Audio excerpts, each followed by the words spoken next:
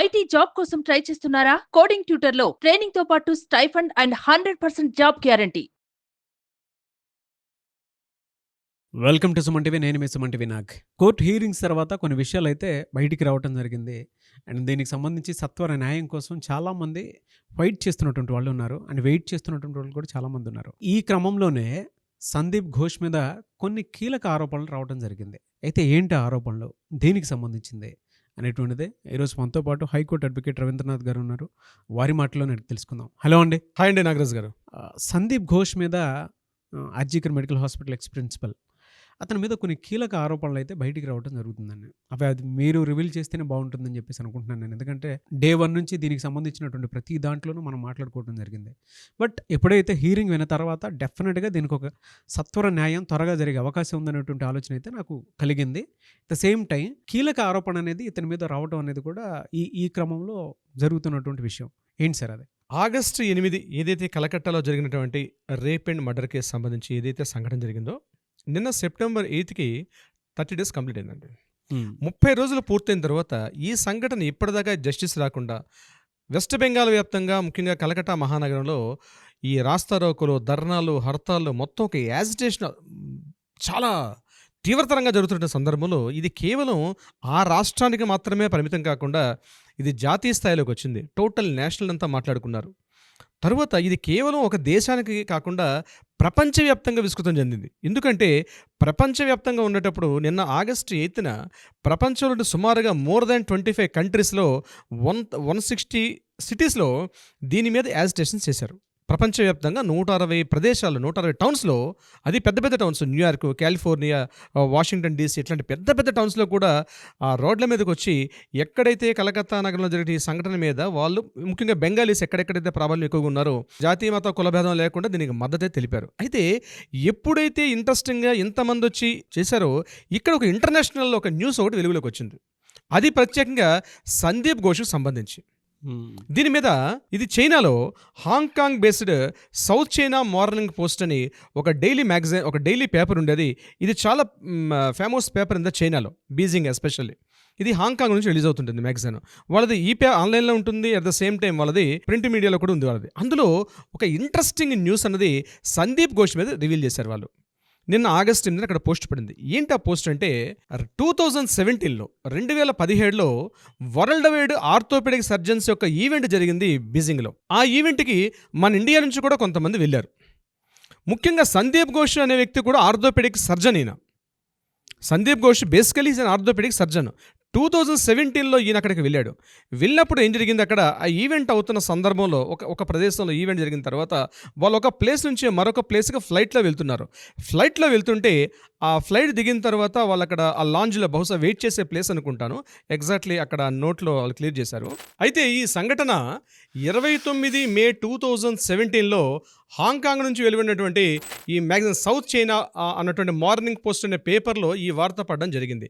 అక్కడ ఏం జరిగింది న్యూస్ అంటే, హాంకాంగ్ అంటే ఆర్థోపెడిక్ సర్జన్స్ అందరూ కలిసి ఇంటర్నేషనల్ ఈవెంట్ కోసం చైనా వెళ్ళేటప్పుడు అక్కడ జరిగిన సంఘటన. అయితే ఇతను అక్కడ డ్రెస్ చేంజింగ్ చేసుకునే రూమ్లో ఒక మేల్ స్టాఫ్, మేల్ నర్స్, అతను డ్రెస్ చేంజ్ చేసుకుని ఉంటే ఇతను వెళ్ళి అతని యొక్క ప్రైవేట్ పార్ట్స్ని టచ్ చేశాడని, టచ్ చేస్తే చాలా డిస్కంఫర్ట్ ఫీల్ అయ్యి హౌ ఈజ్ ఇట్ అని అడిగాడని ఇతను హౌ ఈజ్ ఇట్, ఎలా ఉంది, డూ యూ లైక్ ఇట్ అని అడగడం కూడా జరిగింది. అయితే దీని మీద ఆ స్టూడెంట్ వెళ్ళి అక్కడ ఉన్న కౌలిన్ అనేటువంటి ఒక సిటీ కోర్టులో ఈ విషయం మీద ఇన్ఫార్మ్ చేశాడు. సో కౌలూన్ సిటీ కోర్టులో అతను ఇన్ఫార్మ్ చేయడం జరిగింది. దాని మీద ఇమీడియట్గా పోలీసులు, అక్కడ చైనాలో ఉన్నటువంటి హాంకాంగ్ పోలీసులు సందీప్ ఘోష్ని తీసుకెళ్లి ఇంట్రాగేషన్ చేస్తే, ఇతను ఒక రోజంతా అక్కడ ఆ కోర్టులో ఇతను కూర్చోబెట్టి ఇతను పూర్తిగా ఇంట్రాగేట్ చేస్తారు. మన కోర్టుల్లో కాదు కదా, ఇమీడియట్గా అక్కడ జరిగిందంటే ఇమీడియట్గా ఆ రోజు తేల్చేస్తారు అక్కడ.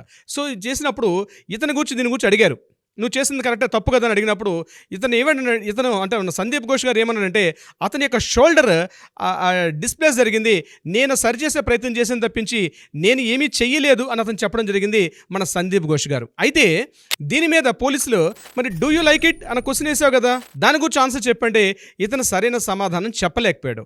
అందుకని ఇతను కంప్లీట్గా 1 day 2 days అక్కడ జైల్లో పెట్టి ఇతని మీద అక్కడ లోకల్, అంటే ఇక్కడ మన ఇండియాలో ఎలా అయితే ఎఫ్ఐఆర్ అంటామో అట్లాంటి ఎఫ్ఐఆర్ ఆ చైనా చైనాలో కూడా ఇతని మీద జరిగింది అని చెప్పి మనకి రిలీజ్ చేసినటువంటి హాంకాంగ్ నుంచి రిలీజ్ అయినటువంటి సౌత్ ఈస్ట్ మార్నింగ్ పోస్ట్ అన్నటువంటి ఆ మ్యాగజైన్ అది 29th May 2017లో ప్రచురితమైన వార్త నిన్న పబ్లిష్ అవ్వడం జరిగింది. దీని మీద మరొక ఇంట్రెస్టింగ్ న్యూస్ అనమాట ఇది యాక్చువల్గా ఇది. సో దీనికి సంబంధించి ఇది ఒక ఇంట్రెస్టింగ్ న్యూస్. అంటే సందీప్ ఘోష్ యొక్క క్యారెక్టర్ ఎటువంటిది, ఇప్పటిదాకా మనకు ఆయన మీద దాడులు జరుగుతున్నాయి, ఈడీ దర్యాప్తులు జరుగుతున్నాయి, ఇవన్నీ జరుగుతున్నాయి, కొన్ని రకరకాల ఊహాగాలు. ఇప్పుడు మనం చెప్పే న్యూస్ ఆల్మోస్ట్ అథెంటికేషన్గా ఇది ఆ హాంకాంగ్ బేస్డ్ న్యూస్ జర్నల్ జరిగింది. ఇది యాక్చువల్గా మన నేషనల్ పేపర్లో కూడా వచ్చింది. ఇప్పుడు నేను చెప్పే న్యూస్ కూడా నేషనల్ పేపర్స్ కూడా వచ్చినటువంటి న్యూస్ ఇది. సో దీన్ని బట్టి అంటే చూడండి, ఈ న్యూస్ కేవలం కలకట్టా కాకుండా వరల్డ్ వైడ్ హాంకాంగ్ కూడా వెళ్ళింది న్యూస్. అంటే ఈయన ఎటువంటి వ్యక్తి అని చెప్పడానికి ఒక న్యూస్ బయటకు రావడం జరిగింది. ఇది సందీప్ ఘోష్ యొక్క విషయం సంబంధించింది. అయితే సందీప్ ఘోష్ దీంట్లో ఎంతవరకు ప్రమేయం ఉందండి, అక్కడ ఒక న్యూస్ జరిగింది, ఒక 1 day ఈయనకి జైల్లో పెట్టారా మరి లేకపోతే ఇంట్రాగేషన్లో పెట్టారా తెలియదు, కానీ ఆఫ్టర్ 1 day ఈయనకి అక్కడి నుంచి పంపించడం జరిగింది.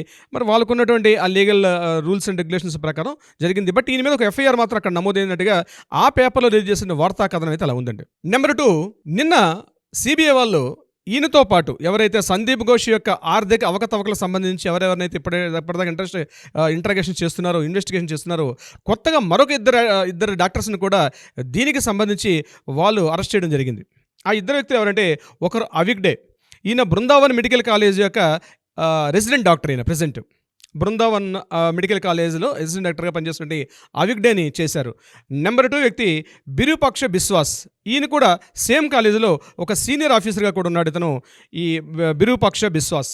3వ వ్యక్తి ముస్తఫిజర్ రెహమాన్, ఇతను మిడ్నాపూర్ మెడికల్ కాలేజీలో ఇతను రెసిడెంట్ డాక్టర్.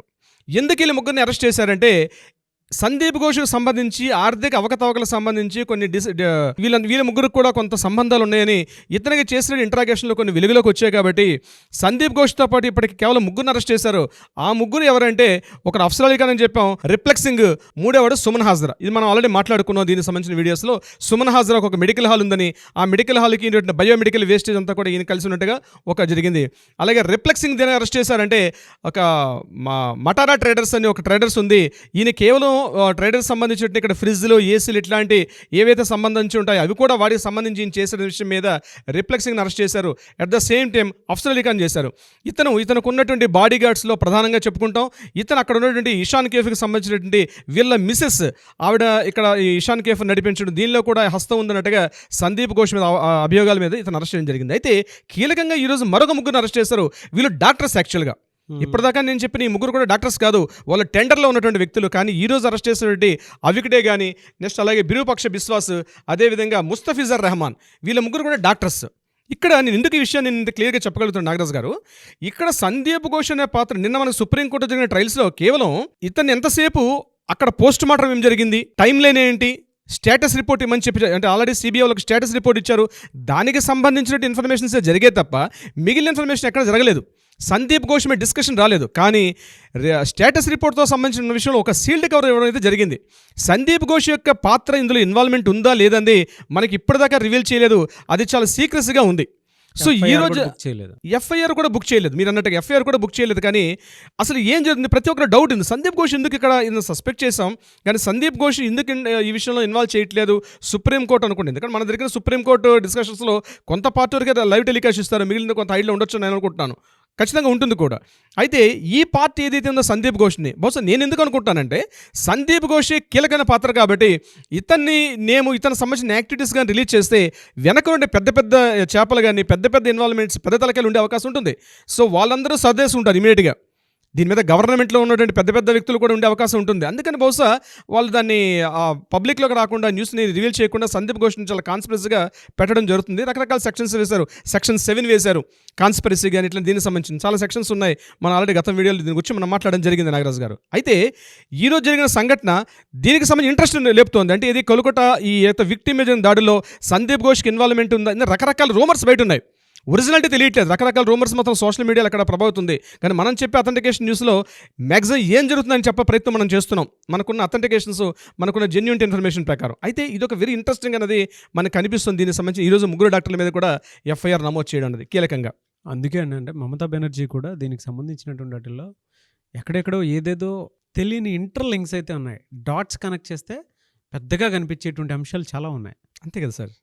దీంతోపాటు మరొక ఇంట్రెస్టింగ్ పాయింట్ సందీప్ ఘోష్కి సంబంధించి 2022-23 ఈయన వర్క్ చేసిన పీరియడ్లో హౌస్ స్టాఫ్ని రిక్రూట్మెంట్ చేసే విధానం సంబంధించింది. అంటే హౌస్ స్టాఫ్ని హాస్పిటల్ కానీ మెడికల్ కాలేజ్ సంబంధించి హౌస్ స్టాఫ్ని రిక్రూట్మెంట్ చేసుకునే విధి విధానం ప్రకారం ఈయన చాలా వరకు యాక్చువల్గా ఒక రిక్రూట్మెంట్ చేసుకోవడానికి ఒక హెచ్ఆర్ ఉంటారు, మామూలు చిన్న సంస్థలో హెచ్ఆర్ ఉంటారు, హెచ్ఆర్ పొజిషన్ ఉంటుంది. కానీ ఈవెన్ దో హౌస్ స్టాఫ్ని రిక్రూట్మెంట్ చేసుకునే విధానంలో కూడా డైరెక్ట్ ఇన్వాల్వ్మెంట్ సందీప్ ఘోష్ గారిది ఉంది. అక్కడ బోర్డు మీటింగ్స్లో ఎప్పుడైతే బోర్డు మీటింగ్స్ ఎవ్రీ ఒక monthly twice or tries board meeting ఉంటుంది, ఆ బోర్డు మీటింగ్స్ ఎప్పుడైతే జరగదో, ఏ రోజైతే ఆబ్సెంట్ ఉంటారో అటువంటి టైంలో ఈయన హౌస్ స్టాఫ్ని రిక్రూట్మెంట్ చేసుకోవడం, అందులో సిగ్నేచర్స్ అన్నీ కూడా ఫోర్జరీ, టోటల్ సిగ్నేచర్స్ ఫోర్జరీగా ఉండడం జరిగింది. ఆ ఫోర్జరీ సంబంధించిన సెక్షన్స్లో కూడా ఈయన కేసు పెట్టడం జరిగింది. దానికి సంబంధించి మనం ఎక్స్క్లూజివ్గా దీనికి సంబంధించి మనం ఒక వీడియో చేద్దాం. దానికి సంబంధించి హౌస్ స్టాఫ్ రిక్రూట్మెంట్కి సంబంధించి సందీప్ ఘోష్ కొన్ని ఆర్థిక అవకతవకలకు పాల్పడినట్టుగా కూడా ఈరోజు ఎవిడెన్సెస్ గ్యాదరించారు. దానికి సంబంధించి కూడా సిబిఐ వాళ్ళు ఒక కంప్లీట్ డేటా గ్యాదర్ చేసుకొని ఆ రిపోర్ట్లో సబ్మిషన్ చేసే అవకాశం ఉంది. సెప్టెంబర్ 17th మేబీ సందీప్ ఘోష్ని ఇంటరాగేట్ చేసే అవకాశం ఉంటుంది. నాకు తెలిసి సెల్డా కోర్టులో కానీ హైకోర్టులో కానీ సుప్రీంకోర్టు ఉండదు.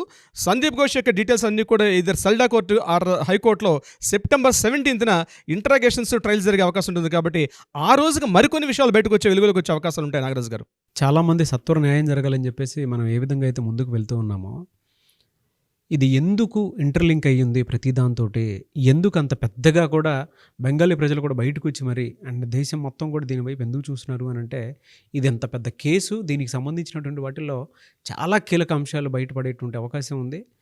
అండ్ ఎప్పుడైతే జస్టిస్ రాబోతుందో అది మాత్రం ఒక్కొక్క మంచి చరిత్రకు మాత్రం నాందని మాత్రం చెప్పడంలో ఏమాత్రం సందేహం లేదని. ఒక్కొక్కటి కనుక చూస్తే అసలే ఆర్జికర్ మెడికల్ హాస్పిటల్ ప్రిన్సిపల్కి ఇంత చరిత్ర ఉంది అని అంటే దీన్ని ఎన్ని రకాలుగా మిస్లీడ్ చేసి ఉంటాడు అని చెప్పడంలో ఏమాత్రం కూడా సందేహం లేదని చెప్పేసి చెప్పొచ్చు. అండ్ ఇప్పటివరకు ఎఫ్ఐఆర్ కూడా బుక్ అవ్వలేదు. ఫర్దర్గా ఏ విధంగా ఉంటుందనే దాని మీద మాత్రం డెఫినెట్గా కొన్ని సూచనలు సలహాలు అయితే చాలామంది ఎక్స్పెక్ట్ చేస్తూ ఉంటారు. కాబట్టి ఏదేమైనా we want justice, we demand justice. డెఫినెట్గా దీనికి సంబంధించినటువంటి వాటిల్లో ఒక మంచి జరుగుతుందని మాత్రం ఆశిద్దామని. Anyways thank you so much Ravindranath garu. Thank you so much Nagaraj గారు.